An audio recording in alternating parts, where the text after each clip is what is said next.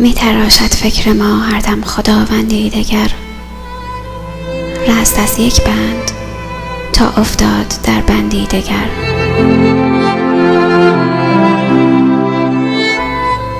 بر سر باما نقاب از چهره بی باکانه کش.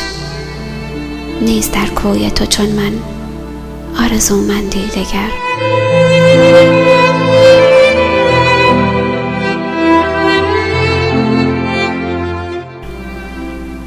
بس که غیرت میبرم از دیده بینای خیش. از نگه بافم به رخسار تو رو بندی دگر.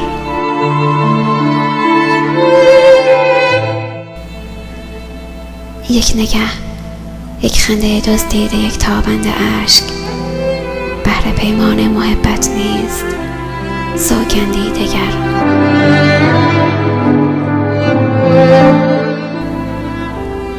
عشق را نازم کس بی‌تابی روز فراق.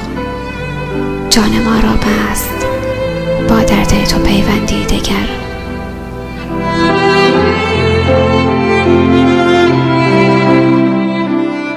تا شوی بی باکتر در ناله مرغ بهار.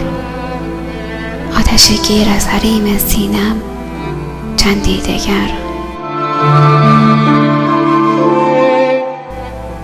چنگ تیموری شکست، آهنگ تیموری بجاست.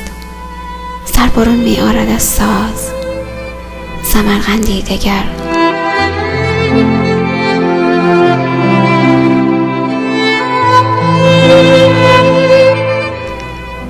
رحمت در کعبه پیر حرم اقبال را هر زمان در آستین دارد خداوندی دگر.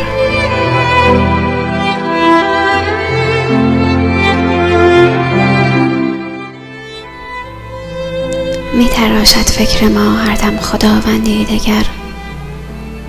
رست از یک بند تا افتاد در بندی دگر.